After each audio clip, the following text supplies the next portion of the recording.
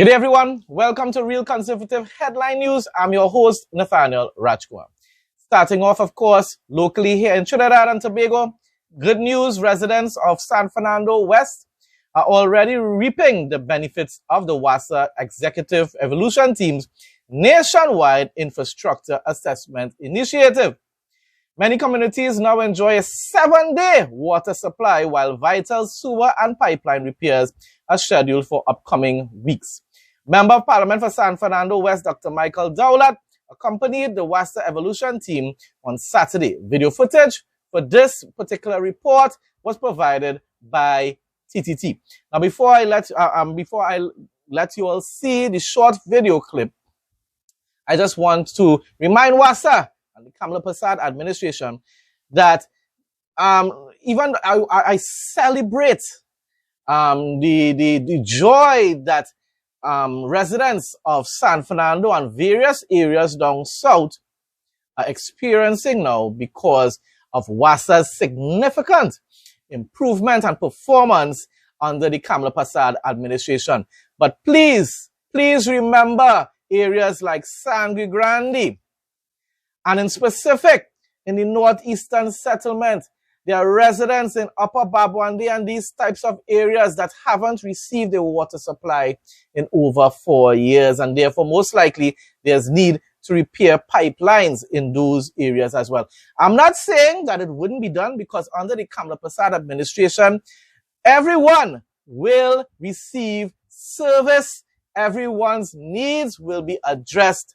So it's just a friendly reminder, please attend to the needs of the residents here in Sangre Grande as well. So adjacent to this building, it's about other leak that coming from the building that coming out. So which building is that? Building H. So we have the full team of WASA, only just give them the information, show them it. We're paying attention to San Fernando West. This the confirmation from San Fernando West MP Dr. Michael Dowlath as he accompanied the WASA Executive Evolution Team on their 9th Infrastructure Assessment and Customer Engagement Tour. One stop was to Sutton Street, where Acting Director of Wastewater Services, Krishna Prasad Singh, outlined plans to repair an overflowing sewer manhole. Well, we have here 70 meters of 8-inch concrete sewer main that has collapsed, and that's why we're seeing the overflow here. So the team did the assessment. The mains is 14 feet deep. We're going to come out this week, excavate. We will have to close off the roadway. So we liaise with MP and Minister for the area, together with the police and so on for traffic management. And it should take us about 4 to 5 days, depending on weather. Dr. Michael Dowlath commended the excellent response from WASA, specifically their focus not just on efficiency, but longevity. So I want the people especially from San Fernando West and the residents on Sutton Street here to understand that we are working quickly to restore this. As we said, at least 200 people are affected by this sewer system. And I would expect probably by about 2 weeks' time, we will be fully operational from what information was given today. Lakes on Lady Hales Avenue and Mount Moriah are also scheduled for restoration in the next 3 weeks. And residents in Olara Heights, Circular Road, London Street, Alexander Hill, Samad Gardens, Hafsa and Montano Street now enjoy a 7-day water supply due to changes to the distribution system. The next stop on the WASA Executive Evolution Team's plant and community tour will be Tobago on August 19. Stacey Howard, TTT News.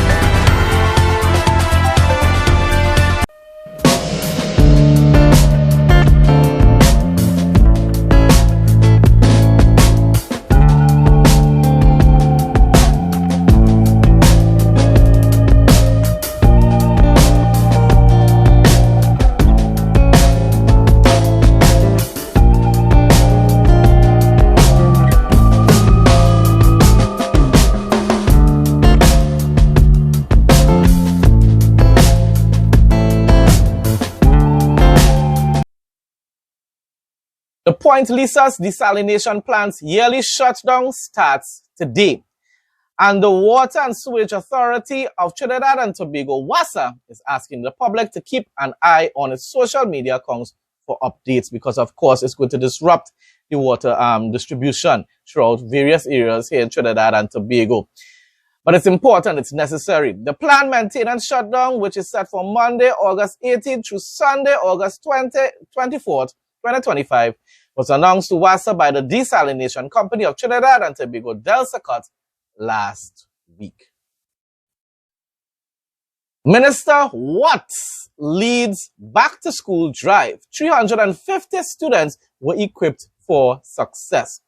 The spirit of hope and possibility shone brightly at Brazil Secondary High School in San Rafael on Saturday, August 16th, as 350 children of all ages gathered to receive new backpacks, essential school supplies, and bookshop vouchers for their upcoming academic journey.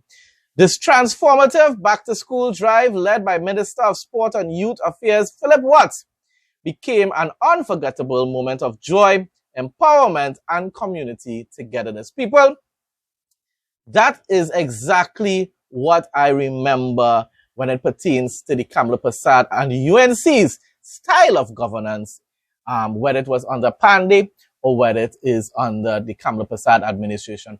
They have always shown a lot of love and compassion for all the citizens of Trinidad and Tobago, but in specific, and especially with Kamla Persad, Bisesa herself, she loves the youths, she loves the children, she desires that they all could be given the opportunity to have a proper access to education here in our country. So once again, this is good news, and it just shows that the Kamla Persad administration continues to perform well, just as they did in the past.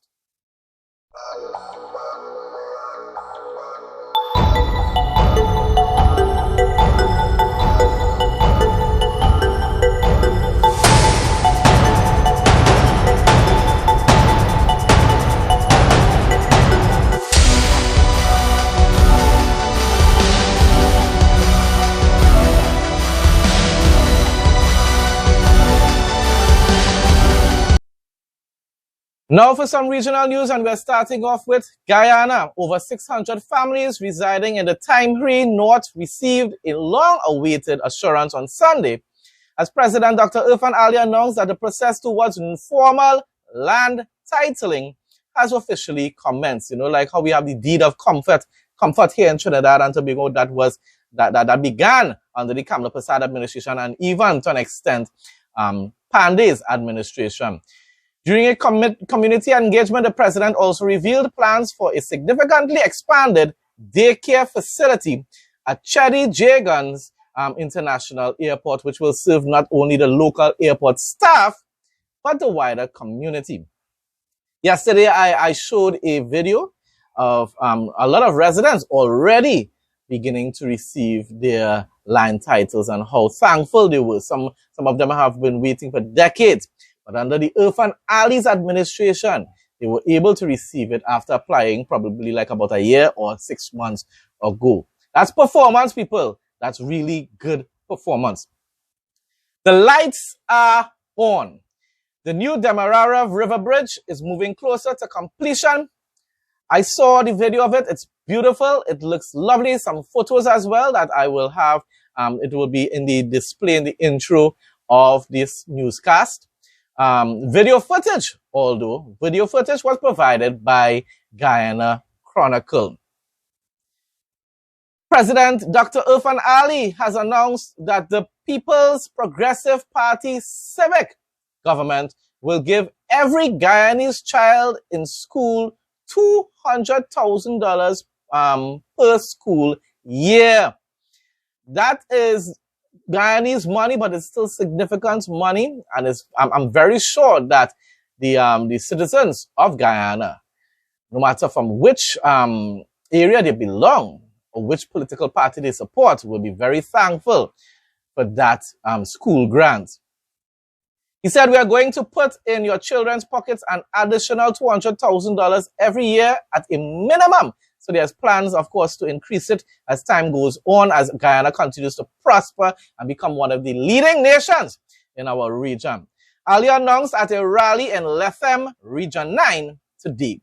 This includes $100,000 for the Because We Care cash grant that is already in existence, which has increased from the current $50,000. That's 100% increase, people. The other $100,000 would be the newly introduced transportation grant. People, can you imagine how much that is going to help the parents of these children? You no longer have to worry about allocating funds to provide transportation for your children to go to school and to come back home. People, that is performance. This is why I continue to advocate on behalf of the... Now, they are not asking me to do so, but what I'm saying is I'm showing my support for the Irfaan Ali administration and the PPP Civic Political Party. The Georgetown Public Hospital Corporation has been promoting vision care through early screenings and tests as its eye clinic and the vision center. In a recent highlight on social media, the hospital urged Guyanese to protect their vision. Ophthalmology Secretary Kisha Narain said it is advised that persons facing eye difficulties visit the hospital. In order to have your eyes tested, you may not need a referral. You can come in to us and you will be given an appointment date to have your eyes tested, Narain said.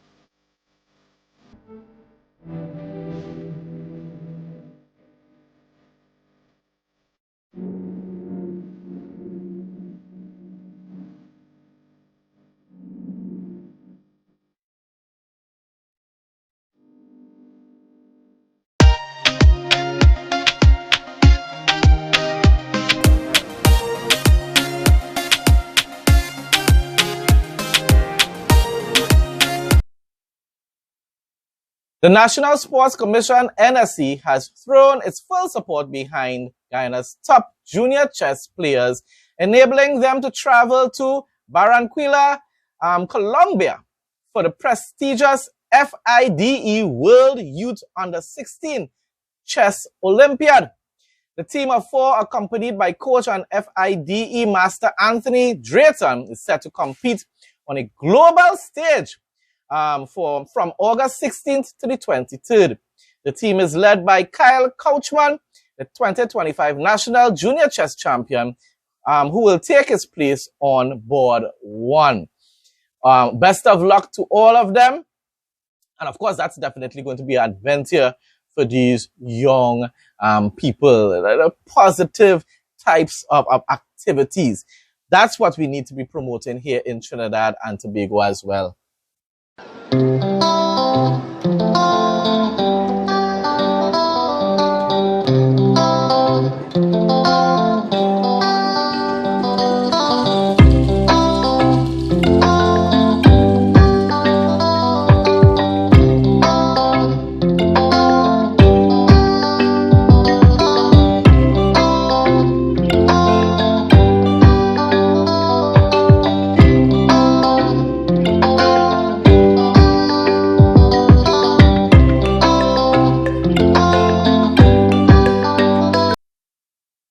Now for some news from Jamaica. In the hush before dawn, the Blue and John Crow Mountains wear their mist like a benediction. Here, ridgelines cradle stories of resistance, healing, and everyday wonder etched into forest and stone. In 2015, this rugged massif became Jamaica's first UNESCO World Heritage Site, honored for both its biodiversity and its maroon heritage, proving that nature and culture are inseparable. That's definitely, as I said, I would love to visit Jamaica. And the main reason is because I've seen a lot of videos promoted by individuals who live in that country, and there are some beautiful places to visit nature. The VH Hope Foundation, a Kingston-based non-profit organization, in its continued mission to empower Jamaican youth to become leaders, change makers, and model citizens, has recognized 3 exceptional students who embody academic excellence, resilience, and a commitment to community service.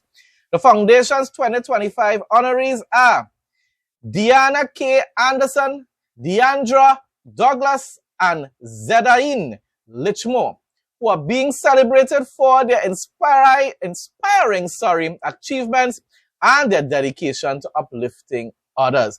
That's what we need to focus on, I'm telling you. I might sound redundant when I'm saying those things, but I need to emphasize on that fact. We need to invest in our youth and get them involved into positive activities, extracurricular activities.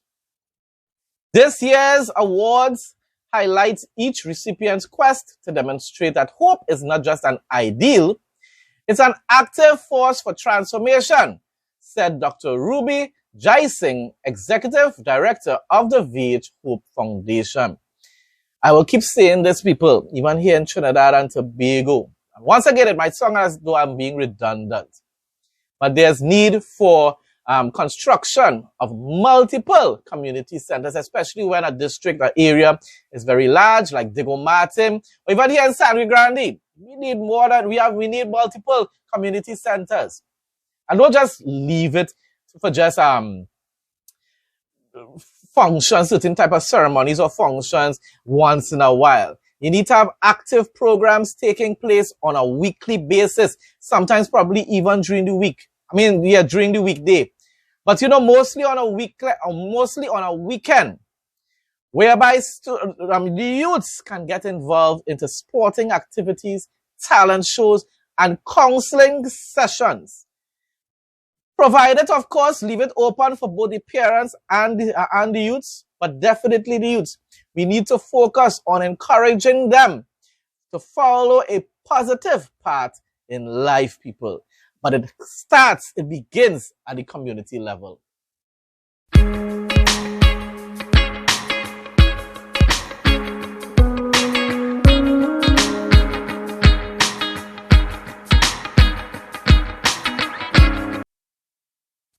Now for some international travel, interesting facts, news, or information. Everyday crowds flock to the Lucas thermal baths in Budapest, soaking in warm, mineral-rich pools as yellow trams clatter from Frankel Leo Street. Most never suspect, though, that just yards away, beneath the city's historic streets, lies a hidden world, a vast underwater cave system heated by geothermal. So, of course, people, that is definitely something, even though it may not be as well known, will be a tourist attraction, especially for people like myself who love going on adventures. Once I could afford it in the future, definitely, those are the types of places that I would love to visit. Another place, of course, Turkey's Bodrum Peninsula is a sun-seeker's sanctuary and a billionaires' playground. A lot of wealthy people live in and visit those areas, definitely live. Look further, and there are also traditional hilltop areas, villages, and archaeological treasures to discover, plus 3,000 years of history to explore. Definitely, it's all about sightseeing for me. Definitely enjoying the lovely scenery of nature, learning about the history, of course, of all these different areas around the world, different countries around the world. The culture, yes, but it's mostly about nature to me. That interests me. CNN's Julia Vargas Jones visited a coffee farm in Ventura County, California, where farmer David Armstrong is working to expand his specialty coffee business. Video footage for this particular report, of course, was provided by CNN. You want Ventura County to be the next Napa Valley, but for coffee. Correct. That's a great way to put it. What is the average person's reaction when you tell them that you're growing coffee in California? They think I'm full of you-know-what. Why? Because we don't grow coffee. David Armstrong is part of a group of farmers trying to make California a synonym for specialty coffee. I believe we're the largest farm in California, coffee farm. And, you know, if the experiment works, I'd love to expand. This is part of the only 1% of coffee consumed in the U.S. grown domestically. 35% of what coffee is imported comes from Brazil, now slapped with tariffs of up to 50% on some goods, including coffee. You would think it would be a great opportunity for all American beans, but other nations can deliver a product just as good for a fraction of the cost. Brazil's been hit very hard with tariffs, but they're looking at somewhere around $4 a pound for coffee, and we're in the hundreds of dollars a pound for coffee. So just where we have to be, because it's so much more expensive to grow here. And could California ever produce a product that could be competitive with Brazil, with Colombia, Ethiopia? I think that our costs of production, our labor, our water, everything else, mean that we can never get to that point where we could be a worldwide competitor in the commodity coffee market. A momentous meeting took place in the capital today as Group Captain Subhanshu Shukla, India's pioneering astronaut and India Air Force test pilot, met Prime Minister Narendra Modi at his official residence.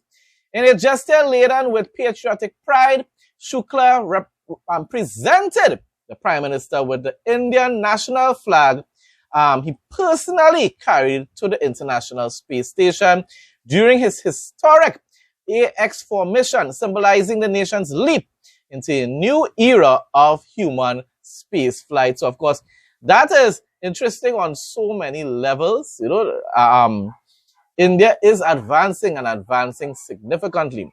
What I continue to hope and pray for is that India will have a government and leaders who will seek the interests of the entire population. Just like how the United National Congress seeks the needs of all citizens here in Trinidad and Tobago, and likewise Irfan Ali does the same in Guyana. I hope for that same type of governance in Jamaica, in India, and other places around the world. US-based content creator Marvin Achi, or Aki, maybe it's Aki, I'm not sure, but I believe it's Achi, has described his recent trip to an Indian village as one of the best experiences of his life. He shared his experience in a video that has left social media users with plenty to smile about. Marvin, who has a strong following online, shared a series of videos from his stay in rural India. From sleeping on a woven bed to pumping water by hand, he threw himself into the simplicity of village life and called it an experience that gave him the best time and food in what he said was the best country he had ever visited.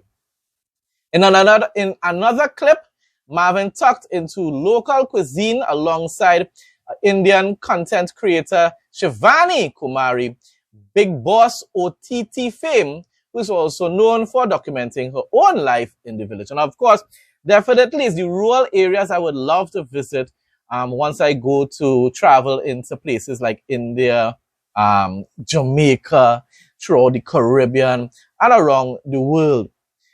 Having said that, as much as I love the village life, the simple life, it does not mean that the government doesn't have to serve and represent the citizens, the residents of those areas as well. That's why what I said earlier, just now there, earlier on, that I hope that India would have a political regime that will serve all the citizens of their country. From Mayor Per ISKCON to UK, Indian origin law graduate Krishangi Meshram has become the youngest solicitor in England and Wales at the age of 21. Wow. She began her Open University law degree at 15. She had a brilliant, babe. And earned 15, people. Began her law degree, and earned first-class honors by 18. Now based in the UAE and originally from West Bengal, she aspired to earn a British degree without leaving her family. She took the Solicitor's Qualifying Examination, SQE, in November 2024 and became the youngest solicitor in England and Wales in April this year. That, people, that is an inspiring news report. Wonderful. Folks, that brings us to the end of today's news headlines. Thanks again to everyone who continues to support my content. Please like, comment, share, stay blessed, and stay safe most of all. In Jesus' name.